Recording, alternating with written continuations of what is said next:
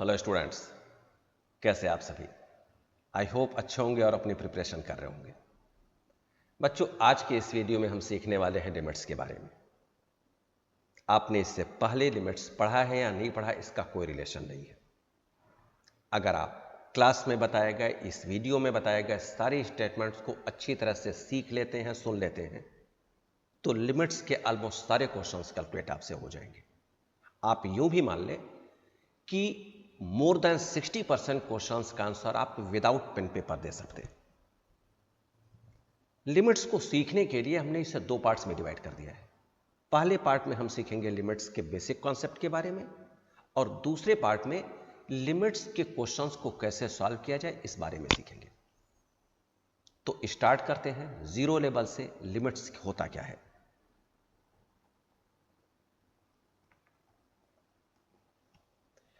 बच्चों, normal case में मान लो मैथमेटिक्स में हम एक सिंगल वैल्यू को यूज करते हैं। कोई भी एक वैल्यू मैंने मान लो यूज कर लिया 50 kg। अगर मैं केवल 50 kg कहता हूं तो आप कहेंगे क्या 50 kg, ये मीनिंगलेस है। कब तक मीनिंगलेस है ये? जब तक इसके साथ किसी ऐसे स्टेटमेंट को यूज ना कर दिया जाए जो स्टेटमेंट इस 50 kg को डिफाइन करता हो। फॉर एग्जाम्पल, अगर मैंने कह दिया किसी स्टूडेंट का वेट 50 kg, तो अब यह 50 kg मीनिंगफुल है। या किसी चेयर के बेरिंग कैपेसिटी 50 kg, तब भी यह 50 kg मीनिंगफुल है। लेकिन अगर उस स्टूडेंट का वेट या उस चेयर के बेरिंग कैपेसिटी दोनों को इस 50 kg से निकाल दिया जाए तो यह 50 kg मीनिंगलेस है। कब तक मीनिंगलेस रहेगा? जब तक इसके साथ उस स्टेटमेंट को यूज ना कर ले जो इस 50 kg को डिफाइन कर सके। अगर उस चेयर के बेरिंग कैपेसिटी और उस स्टूडेंट के वेट को हम एक्स वेरिएबल मान लें तो हम इस 50 kg के लिए लिख सकते हैं x इक्वल टू 50। बात बहुत सीधी सी है, x इक्वल टू 50। अगर x उस स्टूडेंट के वेट या चेयर के बेरिंग कैपेसिटी को बताता है तो दोनों 50 kg इक्वल है, हमने लिख दिया। बिल्कुल ठीक बात है। लेकिन बच्चों, लिमिट्स में हम ये इक्वल टू साइन यूज नहीं करते। लिमिट्स में हम इस साइन को यूज करते हैं जिसे कहते हैं टेंड्स टू। इस साइन को क्या कहा जाता है? Tends to. अब सबसे पहले देख लेते हैं इस टेंड्स टू की मीनिंग क्या है और यह यूज कैसे किया जाता है।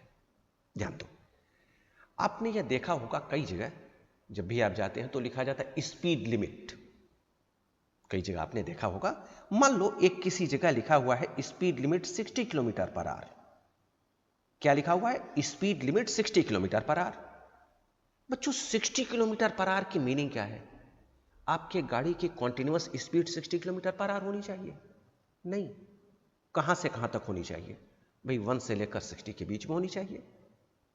बात ठीक है ना? 1 से लेकर 60 के बीच में होनी चाहिए। अब इसकी मीनिंग, इस स्पीड लिमिट जो 60 किलोमीटर पर आवर लिखा हुआ है, इसमें दो वैल्यूज हैं जो फिक्स हैं। कौन कौन सी वैल्यूज फिक्स हैं? एक 60 फिक्स है, एक आप 0 कह सकते हैं। ये दोनों फिक्स हैं। क्यों फिक्स हैं? एक लोअर लिमिट है, दूसरा अपर लिमिट है। इसके बीच में ही आपकी गाड़ी की स्पीड होनी चाहिए। बात समझो, एक क्या फिक्स है? एक लोअर लिमिट है 0 और दूसरा क्या है? 60। यही दोनों तो है। ये दोनों क्या है? फिक्स है। ये है लोअर लिमिट और ये है अपर लिमिट। लेकिन जरा समझो, लिमिट में अगर दो वैल्यूज फिक्स हैं और नॉर्मल केस में हम कैलकुलेशन तो एक सिंगल वैल्यू पर करते हैं, तो भाई दो वैल्यूज पर तो कैलकुलेशन नहीं किया जा सकता। तो सिंगल वैल्यू क्या हो? 0 फिक्स हो गया, 60 फिक्स हो गया। ध्यान से समझो बच्चों, 0 और 60 के बीच के जिस सिंगल वैल्यू को आप यूज करोगे उसी सिंगल वैल्यू को टेंड्स टू साइन के साथ हम लिखते हैं। 0 और 60 ये फिक्स है, लोअर लिमिट अपर लिमिट। मान लो इसके बीच की वैल्यू को हम लिखते हैं 10 किलोमीटर पर आवर। तो यही 10 जो स्पीड को बताता है, हम यहां लिख देंगे स्पीड टेंड्स टू 10। ना केवल 10, 1 से लेकर आप 59 तक किसी भी वैल्यू को लिख सकते हो और वो सभी वैल्यूज टेंड्स टू साइन के साथ रिप्रेजेंट किए जाते हैं। और इसी टेंड्स टू को हम लिमिट्स में यूज करने वाले हैं। लिमिट्स में जिस टेंस टू साइन को यूज किया जाता है उसकी मीनिंग ये होती है बच्चों, उसके पीछे भी कुछ वैल्यूज हैं जो लोअर लिमिट तक है और उसके आगे भी कुछ वैल्यूज हैं जो अपर लिमिट तक है।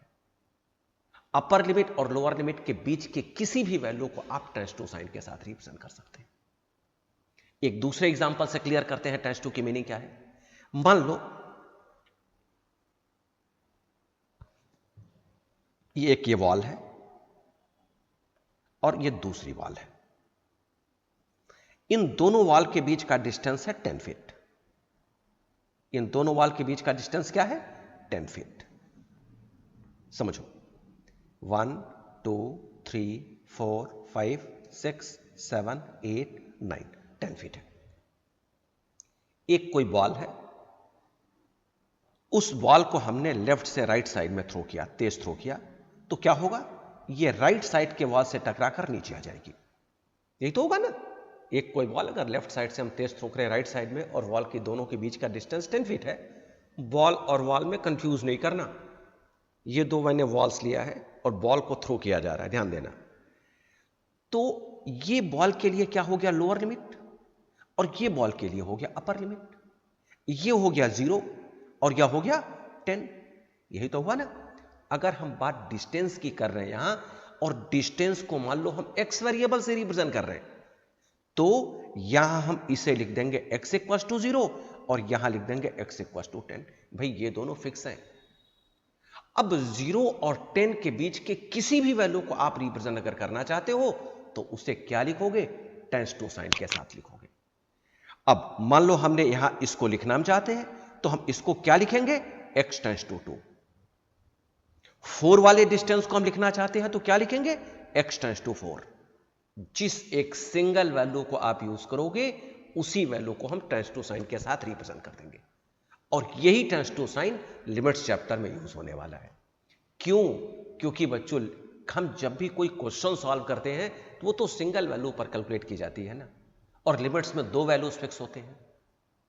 हम कैलकुलेशन सिंगल वैल्यू पर करने वाले हैं तो उस सिंगल वैल्यू को हम टेंस टू साइन के साथ रिप्रेजेंट करते हैं, जो ये बताता है, एक बार फिर क्लियर करो, कि उसके पीछे भी कुछ वैल्यूज हैं लोअर लिमिट तक और उसके आगे भी कुछ वैल्यूज हैं अपर लिमिट तक।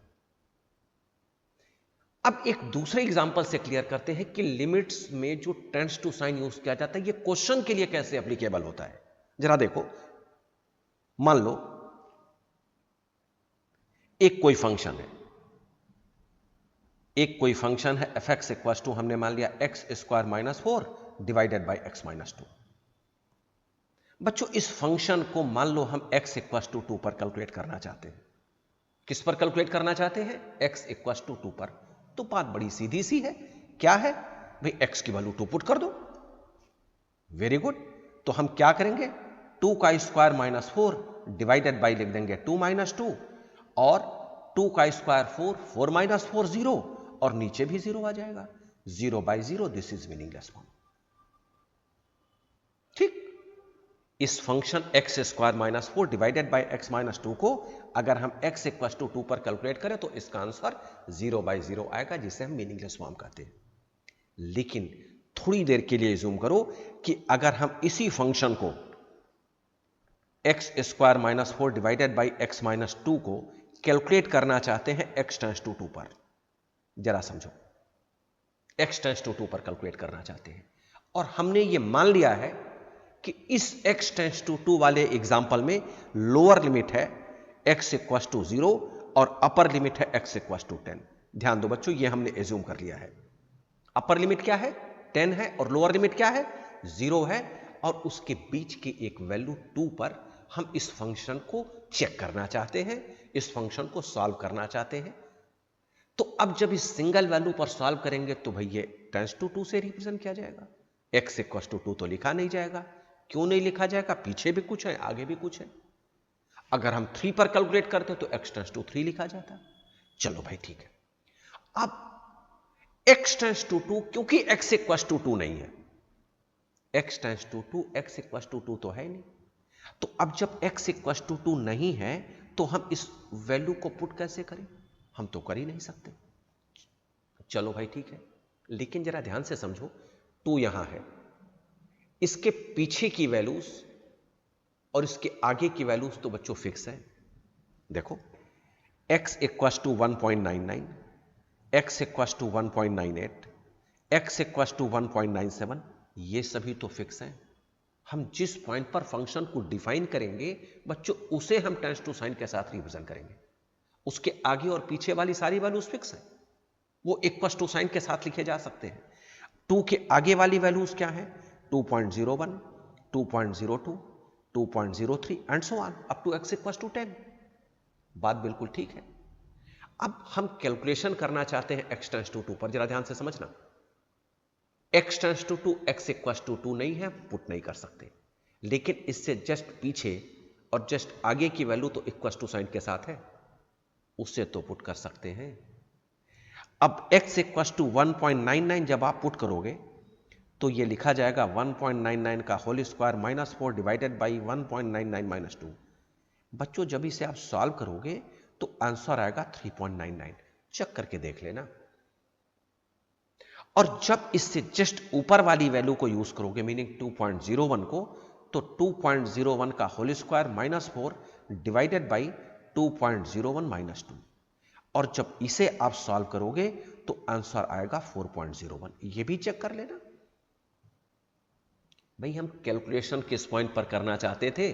x टेंस टू 2 पर। हमने तो उस पर कैलकुलेट किया नहीं। किस पर कैलकुलेट किया? भाई उसने जस्ट आगे वाली वैल्यू पर कैलकुलेट कर लिया, जस्ट पीछे वाली वैल्यू पर कैलकुलेट कर लिया।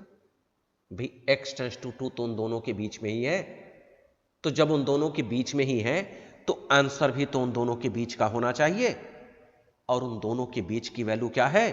4 है। समझो इसकी मीनिंग क्या है। अगर हम इस function x square minus 4 divided by x minus 2 को x टेंस टू 2 पर कैलकुलेट करें तो इसका आंसर 4 आना चाहिए। आया नहीं है, 4 आना चाहिए, ध्यान दो। जबकि हमने इसी फंक्शन को x इक्वस टू 2 पर कैलकुलेट किया तो उसका आंसर आया 0/0। इससे एक बात तो क्लियर हो गई कि x tends to 2 is not is equal to x equals to 2। ये दोनों इक्वल नहीं है। एक बात तो ये क्लियर हो गई, क्योंकि जब हमने उस फंक्शन को x इक्वस टू 2 पर कैलकुलेट किया 0/0 मिला, x टेंस टू 2 पर 4 आना चाहिए।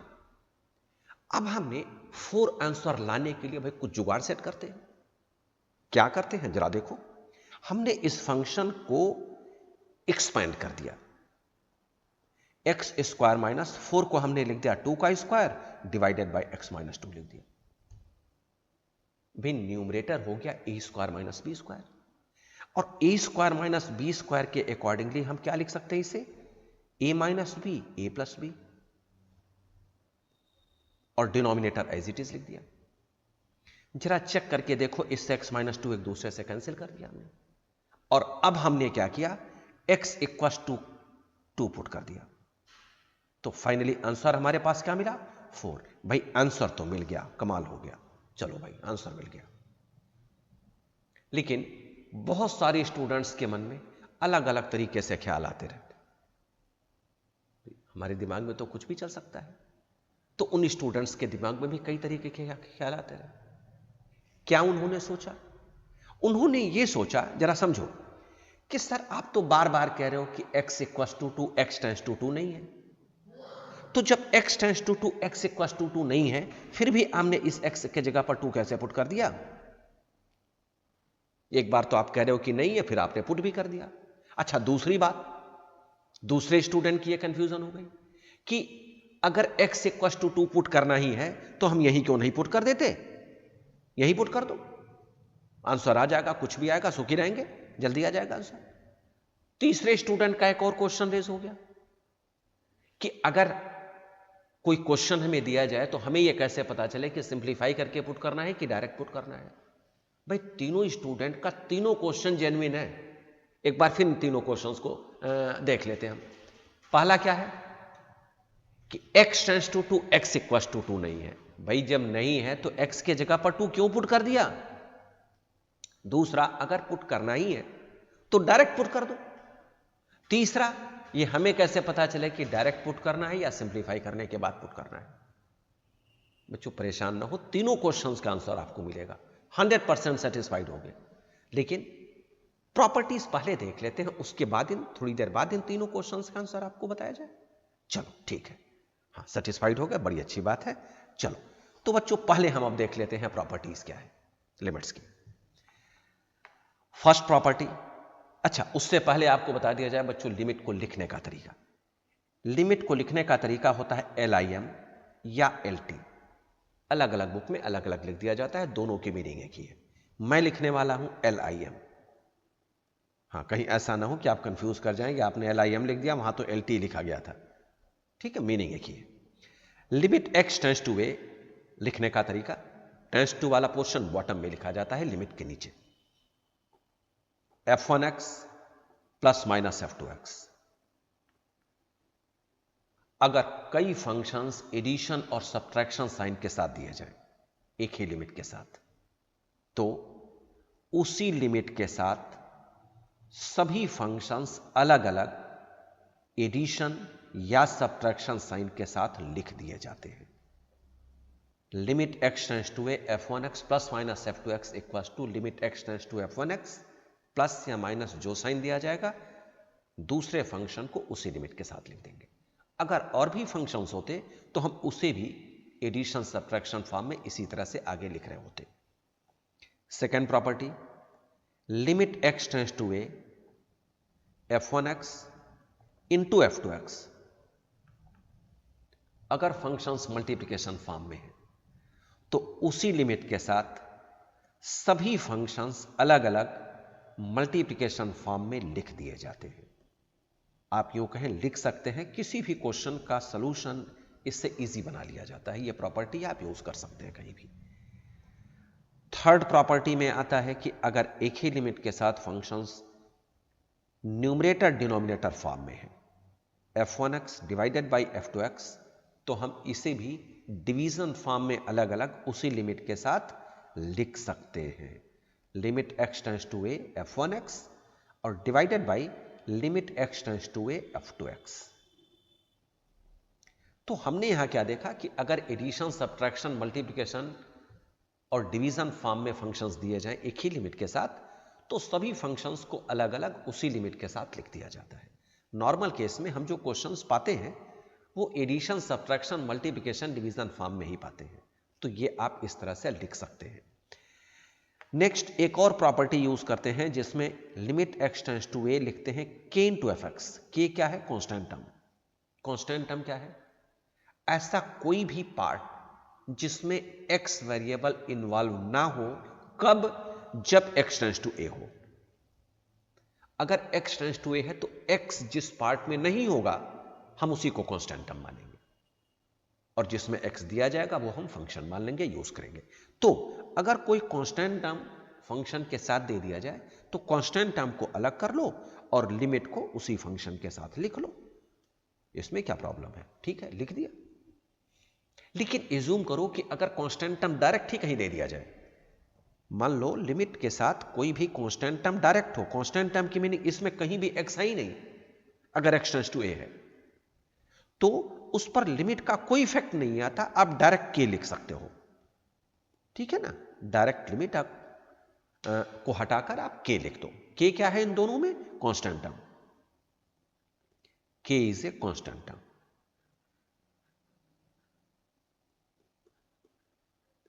मीनिंग k एक ऐसा पार्ट है जिसमें x वेरिएबल इन्वॉल्व नहीं है इस पर्टिकुलर प्रॉपर्टी के accordingly.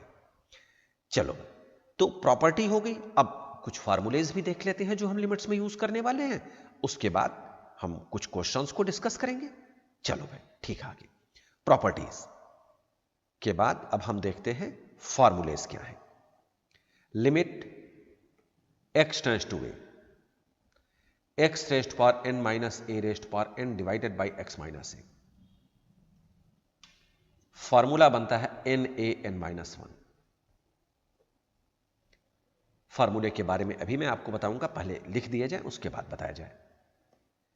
Second formula limit x tends to 0 1 plus x raised power n minus 1 divided by x। इसका आंसर आएगा n।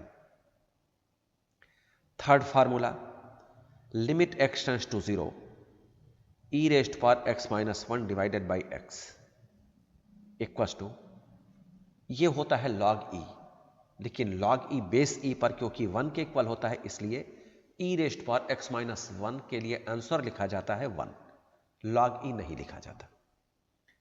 ठीक है, क्योंकि दो ही बेस लॉग में स्टैंडर्ड माने जाते हैं, एक बेस 10 और दूसरा बेस e। लिखने के लिए आप कोई भी बेस लिख दें, लेकिन स्टैंडर्ड बेस दो ही माने जाते हैं, और जो बेस 10 होता है वो सारे न्यूमेरिक वैल्यूज के लिए और बेस ई सारे वेरिएबल्स के लिए। तो अब क्योंकि ई वेरिएबल है, कांस्टेंट टर्म नहीं है, न्यूमेरिक वैल्यूज नहीं है, तो बेस ई पर इसकी वैल्यू को हम 1 लिख देंगे। Limit x tends to 0 a raised power x minus 1 divided by x, हम इसे लिख लेंगे log a। ये उसी तरह से है जिस तरह से e रेस्ट पावर x था। क्या है डिफरेंस? e के केस में e ही रहेगा हमेशा, कभी चेंज नहीं होगा e। a के केस में एक कुछ भी हो सकता है। मान लो 3 rest power x minus 1 by x लिख दिया जाए तो log 3 लिख दिया जाएगा। 5 rest power x minus 1 by x लिख दिया जाए लिमिट x टेंड्स टू 0 के केस में तो log 5 हो जाएगा। a के जगह पर आप कुछ भी लिख सकते हैं। Limit x tends to 0 log 1 plus x by x equals to 1। Limit x tends to 0 sin x by x equals to 1। Limit x tends to 0 cos x equals to 1 और limit x tends to 0 tan x by x equals to 1। ये तीन trigonometric form के फार्मूलेज हैं। Next है limit x tends to infinity 1 plus 1 by x raise to power x equals to e, और next formula बनता है limit x tends to infinity 1 plus x raise to power 1 by x equals to e। हमें इस limits chapter में इतने ही फार्मूलेज हैं जो use करने हैं। फार्मूलेज के बारे में मैं अभी आपको बताऊंगा, उससे पहले हम कुछ वर्ड्स इसमें और भी यूज करते हैं। कौन से वर्ड्स हैं? एक है मीनिंगलेस, वैल्यू क्या होती है। समथिंग बाई जीरो इंफिनिटी कहा जाता है और 0 बाई समथिंग 0 कहा जाता है। हम लिमिट्स चैप्टर में 0 को मीनिंगलेस नहीं मानते, इंफिनिटी को मीनिंगलेस माना जाता है। तो और कौन कौन सी वैल्यूज हैं जो मीनिंगलेस माने जाएंगे? तो मीनिंगलेस फॉर्म में आप लिख सकते हैं infinity, 0 by 0, 0 by infinity, 0 raised power infinity, यह सभी मीनिंगलेस फॉर्म माने जाते हैं। अब इंफिनिटी तो समथिंग बाई 0 ही आएगा, तो हम इसे यूज कर सकते हैं मीनिंगलेस के लिए।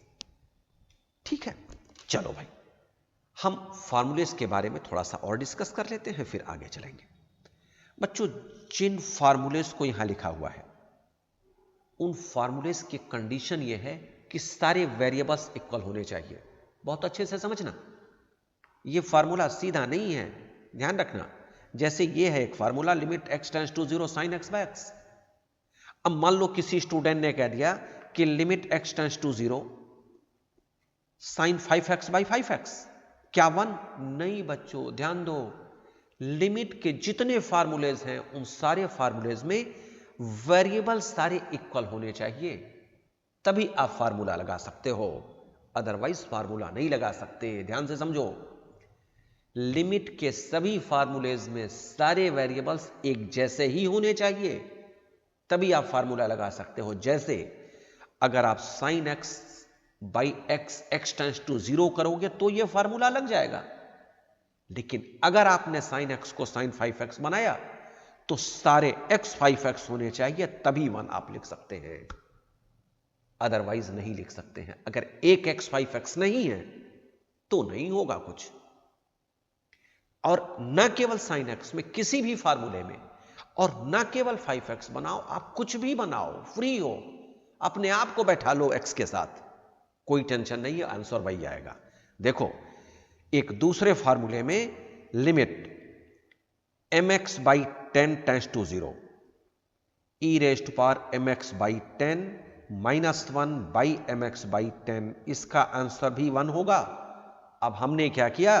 हमने x के जगह पर mx/10 लिख दिया, कोई फर्क नहीं पड़ता, कुछ भी लिखो, इक्वल होना चाहिए। मान लो एक किसी दूसरे एग्जाम्पल में हम a⁻x वाले एग्जाम्पल को ले रहे हैं। Limit 100x tends to 0, 3⁻100x -1 divided by 100x। भाई इसका आंसर हो जाएगा log 3। a होता तो log a होता, 3 है तो log 3 हो जाएगा। क्यों? क्योंकि सारे x इक्वल हो गए। तो फार्मूलेस को यूज करने का ये बहुत ही इजी वे है और इसे जरूर समझ लें, क्योंकि डायरेक्ट अगर आप फार्मूला लगाते हैं तो ये क्रॉस किया जा सकता है, सॉल्यूशन गलत माना जा सकता है। अब बच्चों जरा देखते हैं कुछ एक क्वेश्चंस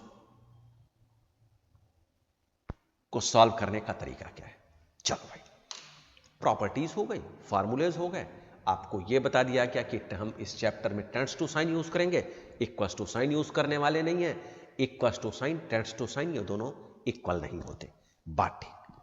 बच्चों लिमिट्स चैप्टर में जितने क्वेश्चंस बनते हैं उन सभी क्वेश्चंस को हमने 3 पार्ट्स में डिवाइड कर दिया।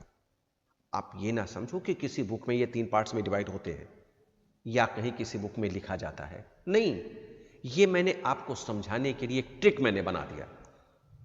ये तीनों ट्रिक्स आप समझ लो, लिमिट्स के सारे क्वेश्चन सॉल्व, बात खत्म, और कुछ नहीं करना है आपको। लिमिट्स से रिलेटेड किसी क्वेश्चन को सॉल्व करने के लिए 3 वेज बना दिया, 3 तरीके, 3 मेथड्स मैंने बना दिया, 3 ट्रिक्स बना दिया। पहला, अब क्वेश्चन ये है कि मैंने बनाया क्यों, जरा ये समझ लो। उसके बाद बच्चों मैं आपसे वीडियो जब बनाता हूं तो कहता हूं बेसिक लेवल से मैं आपको बताऊंगा। किसी ने कभी पढ़ा है नहीं पढ़ा इसका कोई रिलेशन नहीं है।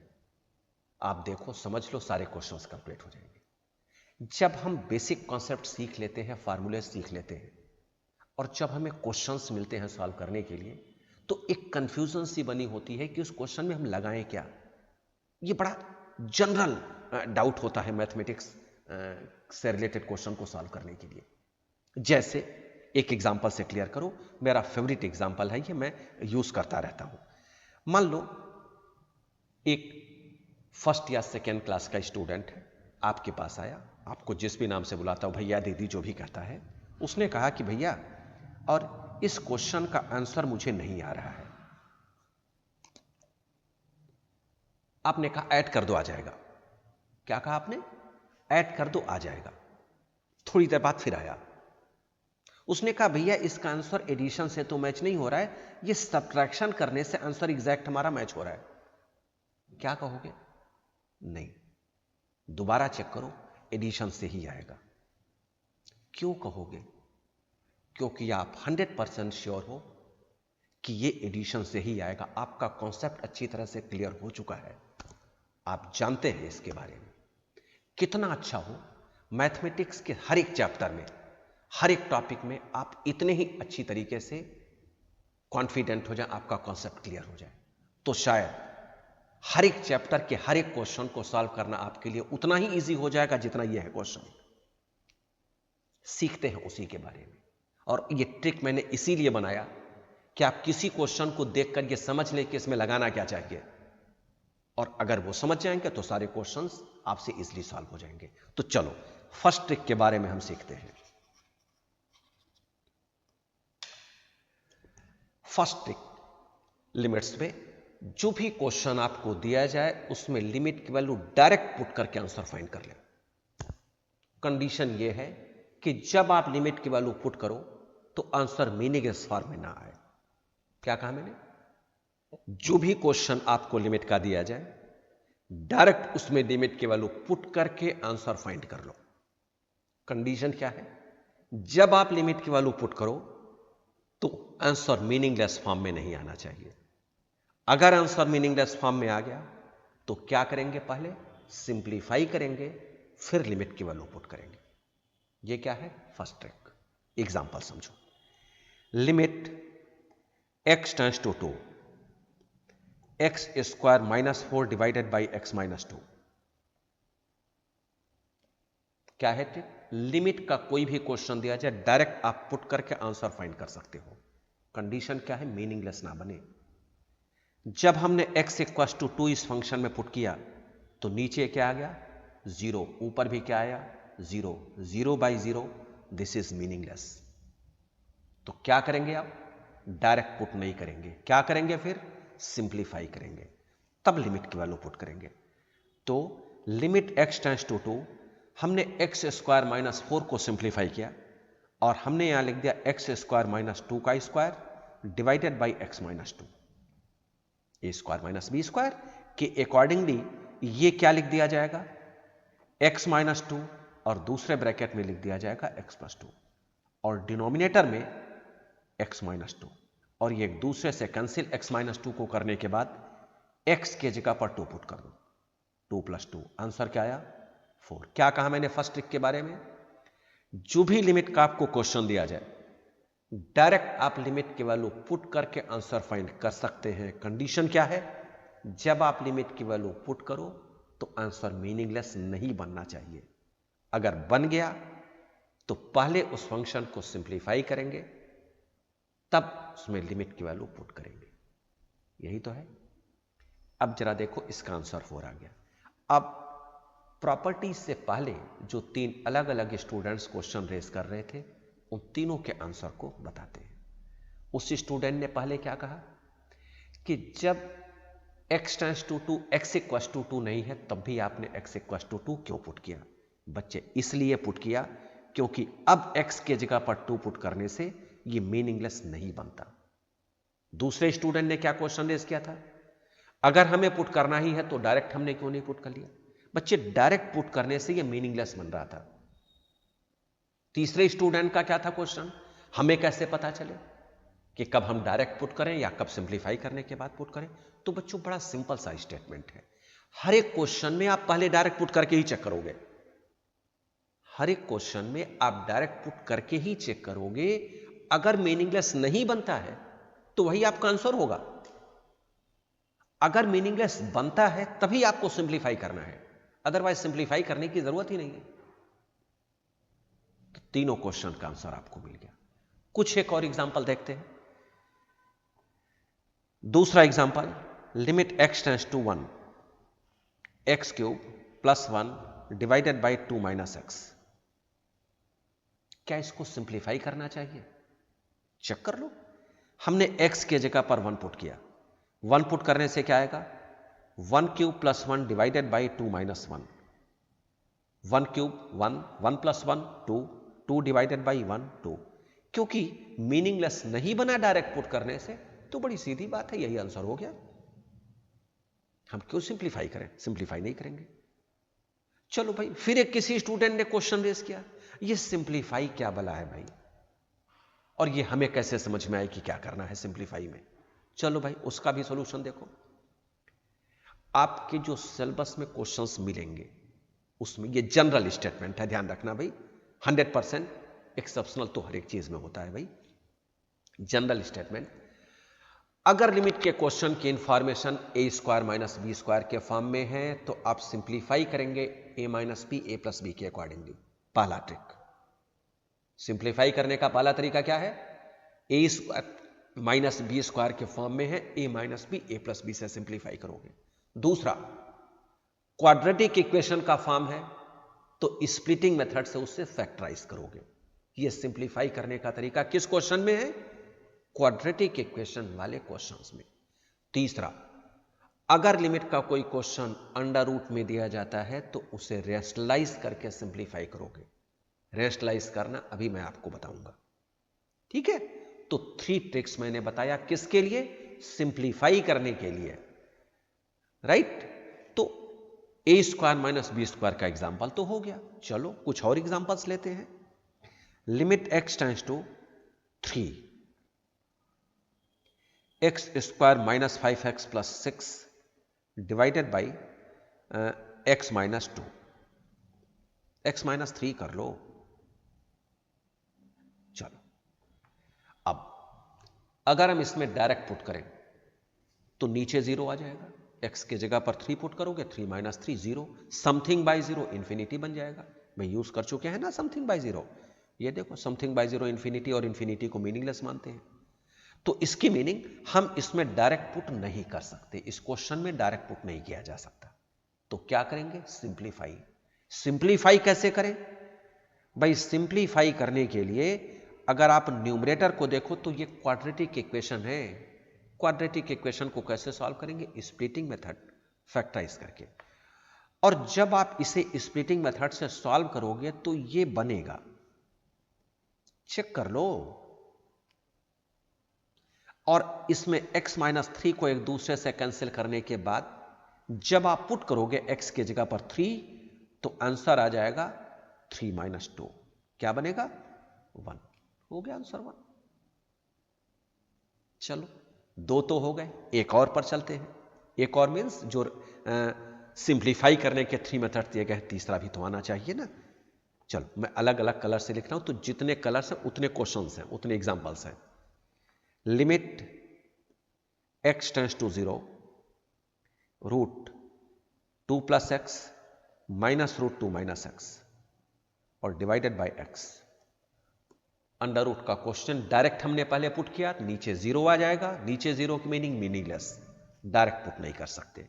क्या करेंगे? सिंप्लीफाई करने के बाद पुट। सिंप्लीफाई कैसे किया जाए? अंडर रूट का क्वेश्चन है, तो क्या कहा था मैंने अभी थोड़ी देर पहले? क्या कहा है? रेस्टलाइज करेंगे। तो रेस्टलाइज करने के लिए बच्चों बड़े ध्यान से देखो इसे। ये तो आपका क्वेश्चन ही है, ठीक है ना? ये आपका क्वेश्चन है। रेस्टलाइज कैसे करेंगे? जो यहां रूट के साथ का साइन दिया जाए, बीच में यहां माइनस साइन है, इसके अपोजिट साइन से आप न्यूमरेटर और डिनोमिनेटर को मल्टीप्लाई कर दो। अगर प्लस होगा तो माइनस साइन यूज करके, और माइनस साइन है तो प्लस साइन यूज करके। कंप्लीट फिगर देखो। तो अब हम क्या करेंगे? रूट 2 प्लस एक्स, ये बीच वाला माइनस साइन दिया गया है, इसे आप प्लस बना लो और यहां लिख दो रूट 2 माइनस एक्स, और होल डिवाइडेड बाई यही फिगर एज इट इज। तो अब जब यही figure as it is use करोगे तो इस पर कोई इफेक्ट तो नहीं आया, लेकिन इसी को रेस्टलाइज करना कहते हैं। अगर ये बीच का साइन माइनस होता, माइनस है तो प्लस कर दिया, प्लस होता तो माइनस करते। ये रेस्टलाइज करने का तरीका होता है। चलो भाई, अब जरा देख लेते हैं।